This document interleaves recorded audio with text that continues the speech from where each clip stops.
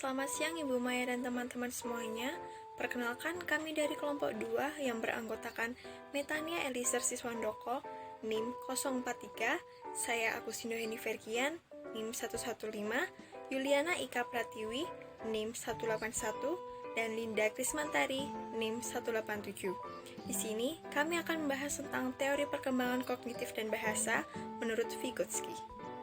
Pada kesempatan kali ini, kelompok kami akan menjelaskan tentang pokok-pokok pembahasan yang memuat pertama, biografi Vygotsky, yang kedua, pengertian kognitif dan bahasa, yang ketiga, teori perkembangan kognitif dan bahasa menurut Vygotsky, yang keempat, prinsip dasar teori Vygotsky, yang kelima, penerapan teori Vygotsky dalam pengajaran, dan yang keenam, implikasi teori Vygotsky di ruang kelas.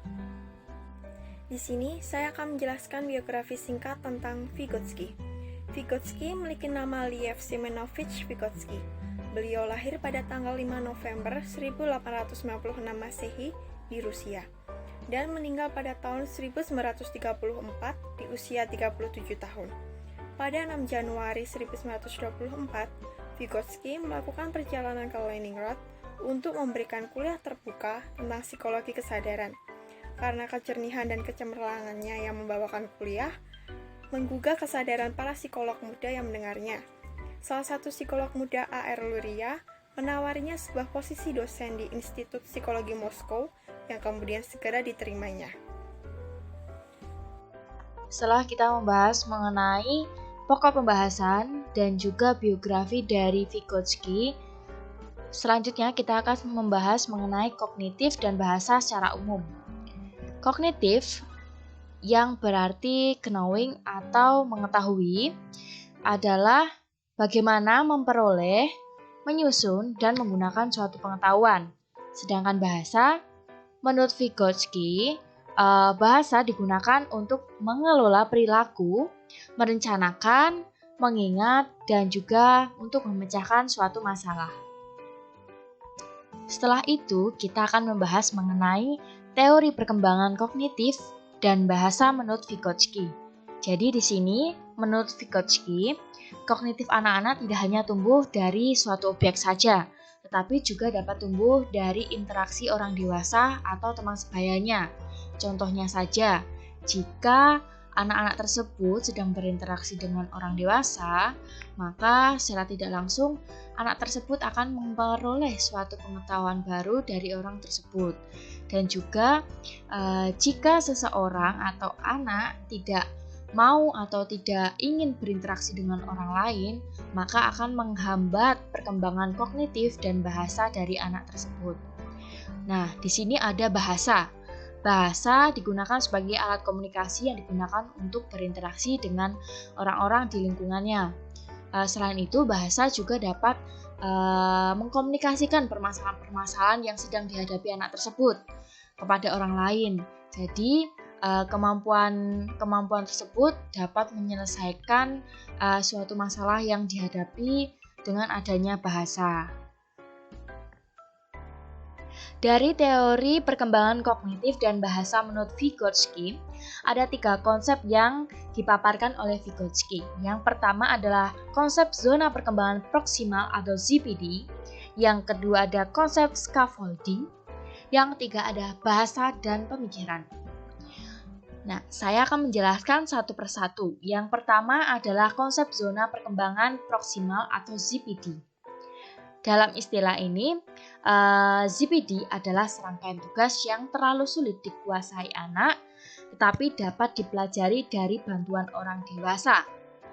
Di sini, orang dewasa sangat berperan penting dalam anak memecahkan suatu problem. Di sini, sebelum kemampuan potensial anak itu terbentuk, anak perlu dibantu dalam proses belajarnya. Orang dewasa dapat membantunya seperti memberikan suatu diskusi, memberikan feedback, memberikan kesimpulan, memberikan arahan kepada anak tersebut dalam penyelesaian suatu problemnya. Yang kedua adalah konsep scaffolding.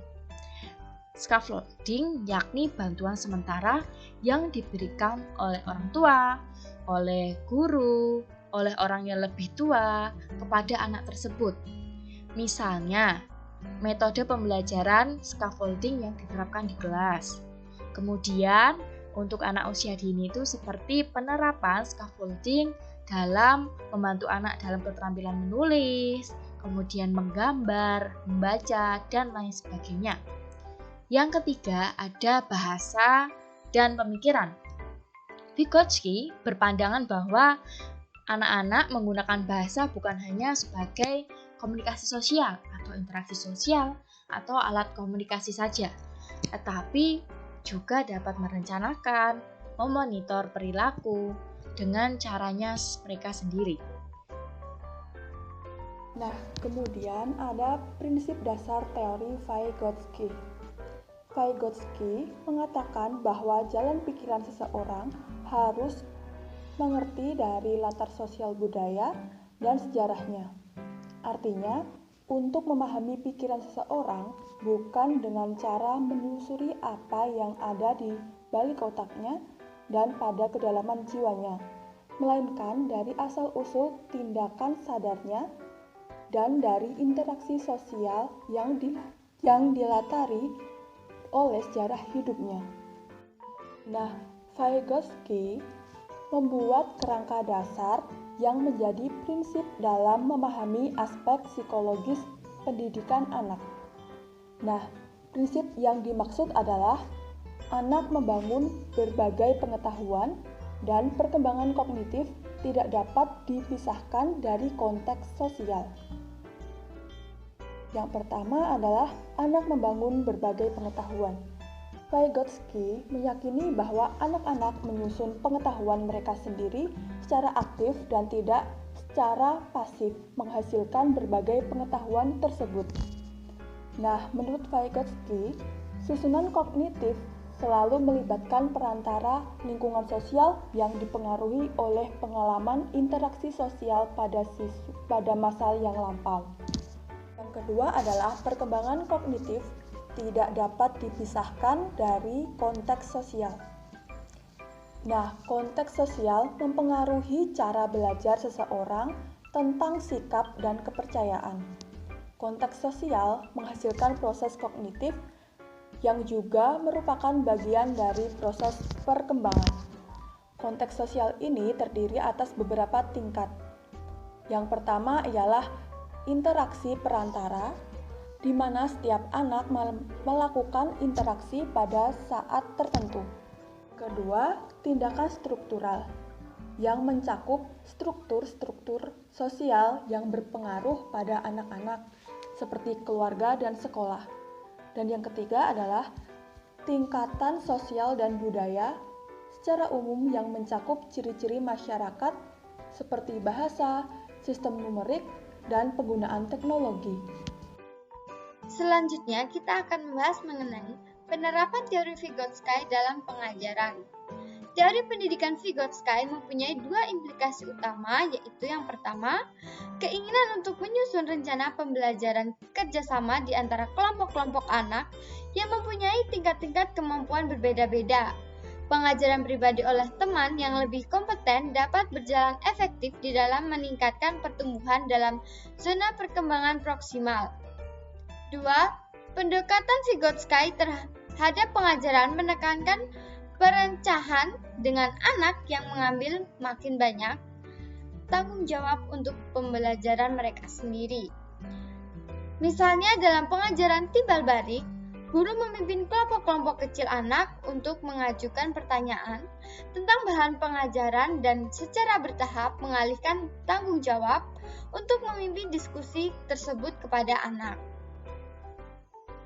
Selanjutnya kita memasuki kepada implikasi teori Vygotsky di ruang kelas. Implikasi Vygotsky dalam ruang kelas yaitu ada 3. Yang pertama, pengajaran dapat direncanakan untuk menyediakan praktik dalam zona perkembangan proksimal bagi masing-masing anak atau masing-masing kelompok anak. Misalnya, isyarat dan bisikan yang membantu anak selama penilaian tersebut dapat menjadi dasar kerjasama pengajaran. Yang kedua, kegiatan belajar dengan kerjasama dapat direncanakan bersama kelompok-kelompok pada anak tingkat yang berbeda yang dapat membantu dalam kerjasama satu sama lain. Dan yang terakhir mengenai perencanaan penyediaan isyarat dan bisikan pada tingkat yang berbeda. Dalam perencanaan orang dewasa tidak menyederhanakan tugas tersebut, tetapi peran pelajar itu disederhanakan melalui campur tangan terhadap gurunya. Demikian presentasi dari kelompok kami, yaitu kelompok 2. Jika ada salah dan kurangnya mohon maaf.